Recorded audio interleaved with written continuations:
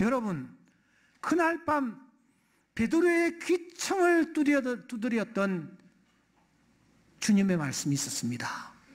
하나님이신 그분이, 하늘의 영광을 버리시고 이 땅에 오신 그분이 친히 허리에 수건을 두르시고 대야에 물을 떠오셔서 제자들 앞에 무릎을 꿇고 바라보시면서 하셨던 바로 그 말씀을 베드로는 잊을 수가 없었습니다. 어떤 말씀이었습니까? 이미 목욕한 자는 발밖에 씻을 필요가 없느니라. 이 말은 좀 번역이 좀 만족스럽지 못합니다. 아무리 목욕을 해도 발은 꼭 씻고 씻어야 하느니라 하는 주님의 음성입니다. 이 말씀이 베드로의 일생을 좌우한 좌우명이 되었다는 사실을 아십니까? 우리가 그것을 어디서 확인할 수 있느냐 하면은 그가 썼던 베드로전서와 베드로후서입니다. 베드로전서 1장 1절은 이렇게 시작을 하고 있습니다. 예수 그리스도의 사도 베드로는 그 다음에 흩어진 나그네들에게 라는 말씀이 있습니다. 여러분, 2000년 전 운송수단, 이동수단의 제1번은 무엇이었습니까? 그것은 발이었습니다. 그러므로 나그네라는 단어 속에는 발이라는 이 우리의 육체가 자연스럽게 떠오르지 않을 수가 없습니다. 지금 베드로는 우리에게 발을 주목하라고 말하고 있는 것입니다. 그러면서 그는 이렇게 이어갑니다. 베드로전서 3장 12절에 보시면 물은 여러분, 이번에는 물을 언급합니다. 물을 하면은 무엇이 떠오릅니까? 그것은 씻음입니다. 깨끗하게 씻는 것입니다. 그리고 베드로는 드디어 이렇게 결론을 맺는 것입니다. 베드로서 3장 8절 말씀해 보시면 사랑하는 자들아, 주께는 하루가 천년 같고 천년이 하루 같다라는 이 사실을 잊지 말아라. 주의 약속은 어떤 이들이 더디다고 생각하는 것 같이 더딘 것이 아니다. 오직 주께서는 너희를 대하여 오래 참으사 아무도 멸망하지 아니하고, 그 다음에 중요한 말이 나옵니다. 다 회개하기에 이르기를 원하시느니라. 주님께서 이 소원을 가지고 계시다 하는 것을 베드로가 가르쳐 줍니다. 주님의 소원은 모두 다 회개하기에 이르기를 원하신다. 이것이 주님의 소원이라고 우리에게 알려주는 것입니다. 그러면 지금 언급하고 있는 이 회개는 도대체 무엇을 뜻할까 하는 것입니다. 그날 밤 우리 주님께서 유월절 만찬을 베푸셨죠. 후대 사람들은 그날 그 만찬을 최후의 만찬이라고 부릅니다. 그만큼 중요한 의미가 있는 그런 식사 시간이었습니다. 그런데 그 식사 시간을 주도해 가시던 주님이 갑자기 자리에서 일어서시는 것이 아닙니까? 수건을 허리에 두르십니다. 그리고 세숫대에 물을 떠오십니다. 그리고 제자들의 발을 하나씩 씻겨 나가기 시작하는 것입니다. 누구부터 시작했는지는 알 수가 없습니다. 하지만 분명한 것은 베드로뿐만 아니라 가룟유다뿐만 아니라 그 자리에 참석했던 12제자의 발을 다 씻기신 것은 틀림이 없습니다. 제자들은 이 황당한 액션에 저들은 벌렸던 입을 다물지 못했습니다. 너무 민망하고 너무 미안하고 너무 충격적이었습니다. 주님이 저들 앞에 무릎을 꿇으셨고 사람들이 모두 다 싫어하는 발에 손을 대시고 그 발을 씻겨 주셨기 때문입니다. 그래서 베드로는 예수님 앞에 손살을 칩니다. 주님, 제 발은 절대로 씻길 수가 없습니다. 그때 주님이 말씀하십니다. 내가 너를 씻겨주지 않으면 너와 나와 상관이 없느니라. 이 말 앞에 베드로는 자기도 모르게 이렇게 말합니다. 주님, 내 발뿐만 아니라 내 손과 내 머리도 다 깨끗이 씻겨주시기 바랍니다. 그때에 우리 주님께서 우리 모두가 책임져야 할 중요한 말씀을 10절에서 하고 계시는 것입니다. 우리 다 같이 앞을 바라보시고 10절을 다 같이 읽겠습니다. 예수께서 이르시되 이미 목욕한 자는 발밖에 씻을 필요가 없느니라. 온 몸이 깨끗하니라. 여기에서 우리 주님은 목욕이라는 단어와 발 씻음을 구분하고 있습니다. 여러분이 목욕과 발 씻음의 차이점이 도대체 무엇입니까? 여러분, 2000년 전 유대 땅을 상상하십시오. 그 땅에는 물이 특별히 귀한 나라입니다. 그러니까 이 목욕이라는 것이 이게 쉬운 일이 아니라는 거예요. 글쎄 그 사람들도 1년에 한 번 정도 목욕을 했을까요? 잘 모르겠습니다. 어떻든 그런 배경입니다. 이게 목욕입니다. 한 번 어쩌다가 목욕을 하고 나면은 한 1년 후쯤에 또 그런 의식을 치렀는지도 모르겠습니다. 그렇다면 주님이 말씀하시는 이 목욕이란 도대체 무엇일까요?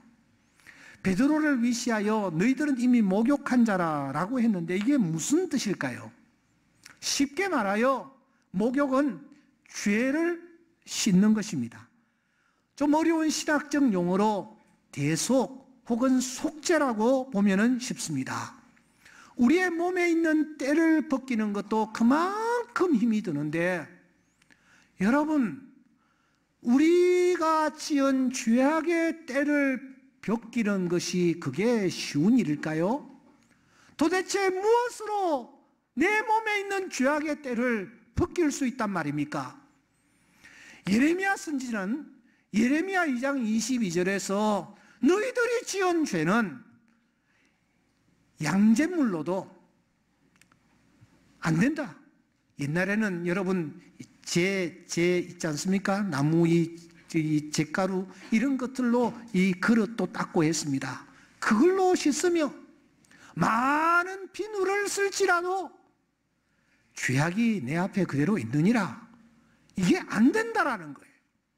보혈의 강에 우리가 우리의 몸을 잠그기만 하면 주님의 피는 우리를 정결케 하는 것입니다.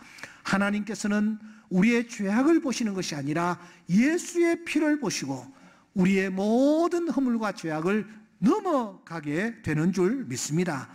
사랑하는 여러분, 그래서 요한 1서 1장 7절에서 그 아들 예수의 피가 우리를 모든 죄에서 깨끗하게 하실 것이라고 말을 하는 것입니다. 그러면은 발을 씻는다라는 것은 도대체 무엇일까요? 발을 씻는다. 이게 도대체 무엇일까요? 베드로는 베드로후서 1장 1절을 이렇게 시작합니다.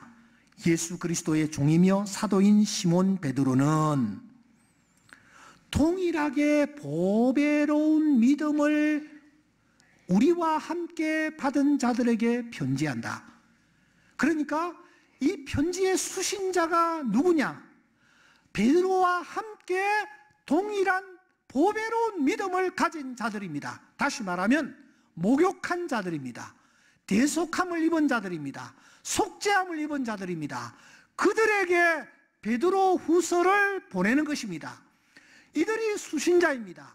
그런데 그 수신자들에게 무엇이라고 부탁을 합니까? 베드로후서 3장 9절 말씀, 얘들아 주의 약속은 어떤 이들의 드디라고 생각하는 것 같이 드딘 것이 아니다. 주께서는 너희를 대하여 오래 참고 계신다. 그래서 너희들이 아무도 멸망하지 아니하고 다 회개하기에 이르기를 원하신다. 너 젊다고 그래서 오래 산다고 생각하느냐? 너 안전하게 살기 때문에 오래 산다고 생각하느냐? 천만의 말씀. 너 20살이니까 앞으로 60년 더 산다고 생각하느냐? 천만의 말씀. 회개하도록 하기 위하여, 멸망하지 않도록 하기 위하여 주님이 너의 생명을 연장시켜 주고 있단다. 베드로가 지금 이 얘기를 하는 것입니다. 사랑하는 여러분, 우리는 이미 목욕을 했습니다만 우리의 현주소는 이 땅입니다. 발을 디딛고 살아갑니다.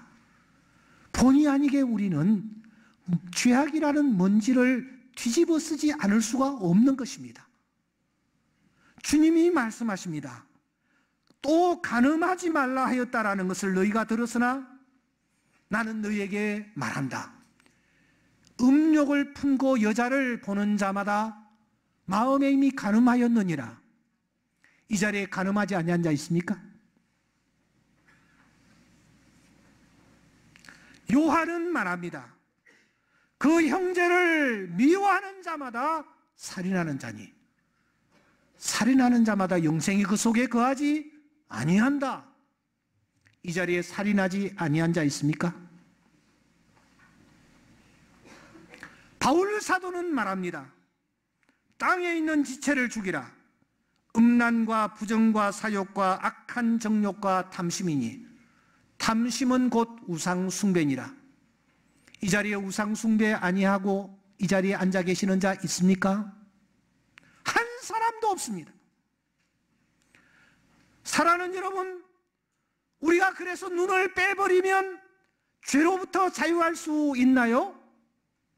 우리의 손을 묶어버리면 나는 그 순간부터 죄를 범치 아니할까요? 우리가 사람들이 없는 곳으로 저 숨어서 사람들을 보지 않는다면 나는 죄에서 자유할 수 있을까요? 천만의 말씀입니다. 그래서 바울 사도는 이렇게 고백하는 것입니다. 내가 고백한다. 내 지체 속에서 한 다른 법이 내 마음의 법과 싸워 내 지체 속에 있는 죄의 법 아래로 나를 사로잡아오는 것을 보는도다. 죄를 짓는 장소로 나를 끌고 온다. 나는 끌려온다. 나는 마치 죄수처럼 죄를 짓는 현장으로 끌려가고 있다. 그러므로 우리는 발을 씻어야 합니다. 매일 발을 씻어야 합니다. 베드로는 이것을 회개라고 명명하고 있습니다.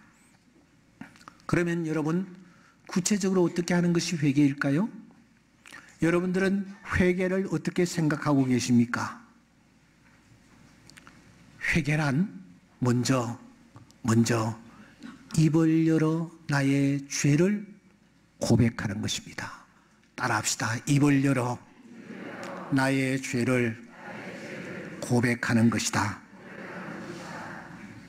시몬 베드로를 보십시오. 그는 이렇게 말합니다. 내 발뿐만 아니라 내 손과 머리도 씻어 주십시오. 내 발도 내 손도 내 머리도 씻음을 받아야 할 그런 죄덩어리입니다. 이사야의 고백을 빌린다면 머리로부터 발끝까지 상하고 터지고 새로 빠진 흔적뿐인 자가 나입니다 라고 말하면서 하나님 앞에 내 죄를 고백하는 것, 이것이 바로 회개입니다. 그런데 하나님 앞에 고백하는 것으로 그쳐서는 되지 않습니다. 야고보 서장은 이렇게 말합니다. 너희들 너희 죄를 서로 고백하라. 너희 죄를 서로 고백하라. 주님은 말씀하십니다. 예물을 제단에 드리다가 거기서 내 형제에게 원망 들을 만한 일이 있는 것이 생각나느냐? 그때에 예물을 제단 앞에 두고, 이 말은 예배 드리지 말고 이 말입니다. 기도하지 말고 이 말입니다. 먼저 가서 형제와 화목하고 그 위에 와서 예물을 드리라고 말합니다. 그러니까 발을 씻는다라는 것은 회개한다라는 뜻인데, 회개하는 제철 출발점이 뭐냐? 고백하는 것입니다. 하나님 앞에 나의 죄를 고백하는 것. 여기에서 멈추서는 되지 않습니다. 그것은 고백의 첫 출발점에 불과합니다. 바로 당사자에게 내가 그렇게 했노라고 용서를 구하는 것, 내가 잘못했노라고, 그때 내가 잘못했노라고 고백하는 것, 이것이 진정한 고백입니다. 그런데 여러분, 하나님께 고백하는 것이 쉽나요? 당사자에게 고백하는 것이 쉽나요? 어느 것이 쉬워요?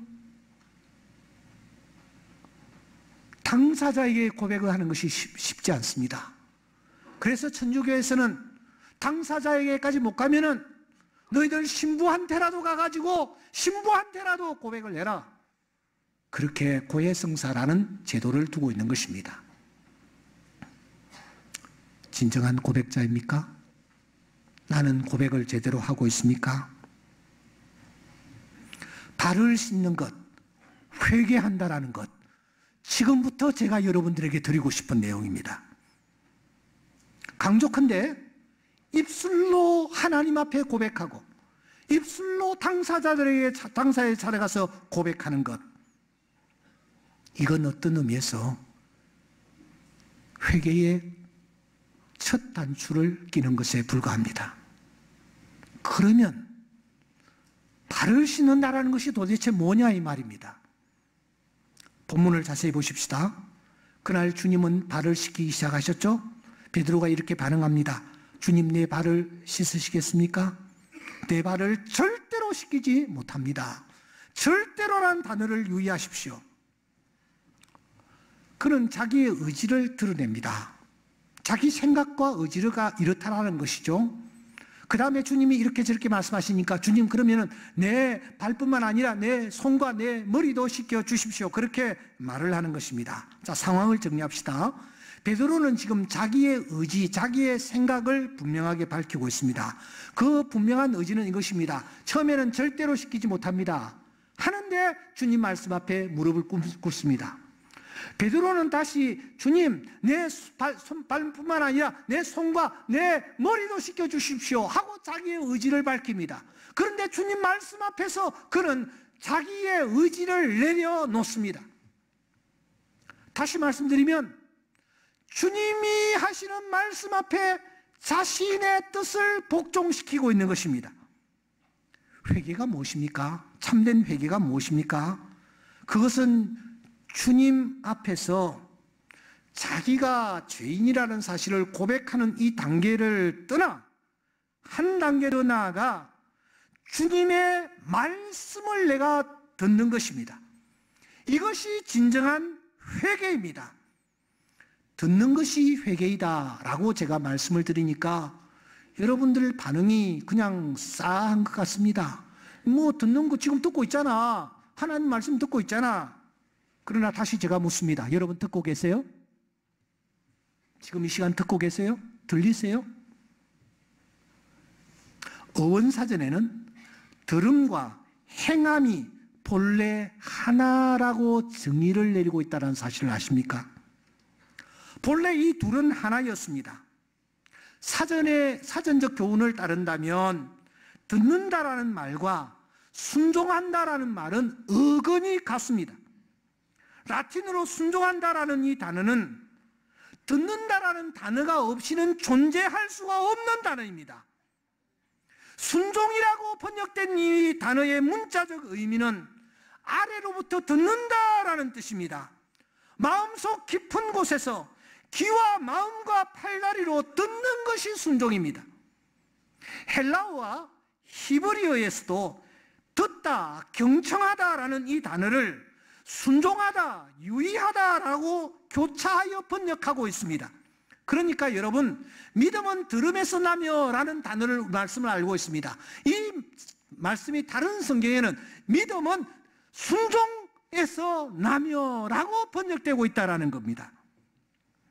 하워드 핸드릭스라는 유명한 학자가 있습니다. 그는 이렇게 말합니다. 성경적으로 본다면 듣고도 행하지 아니하는 것은 아예 듣지 않는 것이다. 그렇습니다. 우리가 듣는다 했을 때에 진정 그 사람이 듣고 있다면 듣는 것과 함께 즉각적으로 그 듣는 것에 상한 반응이 나타납니다. 내 뒤에서 어느 날 성서가 불렀어요. 그 순간 여러분, 나도 모르게 돌아보는 것입니다. 왜? 듣기 때문입니다. 불이야! 라는 소리가 내 귀를 들리는 순간 그 불에 대하여 내가 반응을 하는 것입니다. 저는 그날을 잊지 못합니다. 현대 앞에도 500이요. 충정로에 살 때에 있었던 사택입니다. 밤중에 잠이 들었습니다. 제 아내와 제가 나란히 누워있고 아이들은 저쪽 방에 자고 있었습니다. 그런데 제 귀에 그 깊은 밤에 무슨 소리가 들리는 거예요. 누워서 눈을 뜨니까 제 눈 위에 시커먼 옷을 입은 도둑님이 딱 서서 나를 째려다보고 있는 거예요.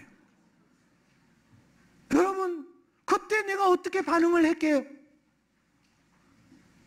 그냥 듣고, 소리를 듣고 오셨네 이렇게 했을까요? 저는 그 소리와 함께 반응을 했어요. 알고 보니까 도시가스관을 타고 올라왔더라고요. 여러분, 듣는 것이 무엇인지를 보여주신 분이 계십니다. 하나님이십니다. 성경에는 하나님이 들으신다라는 표현이 자주자주 등장합니다. 그런데 들으신다라는, 하나님이 들으시는 순간 하나님의 행동, 반응이 즉각적으로 나타나는 것을 우리가 확인할 수가 있습니다. 이스라엘 백성들이 400년 동안 저 애굽에서 여러분 포로 생활을 하고 있었을 때 저들의 고통을 하나님 앞에 올렸습니다. 그때에 어떤 일이 일어났습니까? 출애굽기서 22장 23절과 24절에 보시면 하나님이 고통을 들으시고 들으시는 순간 출애굽의 역사가 나타나는 거예요. 하나님이 들으시면 그 순간 문제가 해결되어집니다. 병이 고쳐집니다. 하늘에서 불이 떨어집니다. 3년 6개월 동안 메말랐던 땅에 비가 쏟아집니다. 여러분, 하늘에서 만나와 메추라기가 내리는 것입니다. 골리앗이 쓰러지고요, 삼손이 다시 힘을 씁니다. 하나님이 들으시면 들으시는 현장에 언제나 역사가 나타나는 것입니다. 그 하나님이 이스라엘 백성들을 향하여 쉐마하셨습니다. 이스라엘아 들으라! 이 말은 단지 들으라는 얘기가 아닙니다. 순종하라라는 말씀입니다. 그것이 온전히 듣는 자의 태도이기 때문입니다. 그런데 세월이 흐르면서 사람들이 하나였던 들음과 행함을 완전히 갈라놓기 시작했습니다. 아니, 사탄이 듣는 것과 행하는 것은 다른 것이다 하고 이간질을 하기 시작했습니다. 그래서 우리는 듣기는 듣되 행하지를 않는 것입니다. 이것은 듣는 것이 아닙니다. 진정한 회개가 무엇입니까? 듣는 것과 행하는 것을 이제 하나로 합치는 것입니다. 그것이 온전히 듣는 것입니다. 자기의 의지와 결단과 행동을 주님의 말씀 밑에 복종을 시키는 것입니다. 시간이 갔기 때문에 말씀을 마무리해야 될 것 같습니다. 밥솥에 조그마한 이물질, 이게 밥 전체를 태워버립니다. 거대한 항공기에 조그마한 새 한 마리가 엔진을 멈추어서 큰 사고로 이어지게 만듭니다. 그래서인지 야고보 선생은 너희들 조그만 불이 큰 불을 일으킨다. 혀가 작은 지체이지만 온몸을 컨트롤한다. 배의 키는 아주 적지만 그 배를 움직인다. 바로 신든 것이 중요하다라는 것을 우리에게 알려주는 것입니다. 사랑하는 성도 여러분, 오늘 내가 살아있는 것, 이유는 딱 한 가지입니다. 내가 잘나고 내가 똑똑해서가 아니라 회개할 기회를 하나님이 우리에게 주시기 위하여 주님께서 내 생명을 연장시켜 주고 계시는 줄 믿습니다. 그 주님 앞에 발을 씻는 우리 모두가 되기를 주의 이름으로 축원합니다. 발을 씻는다라는 것은 하나님 앞에 고백하는 것이요, 당사자에게 찾아가 고백하는 것입니다. 발을 씻는다라는 것은 온전히 듣는 것입니다.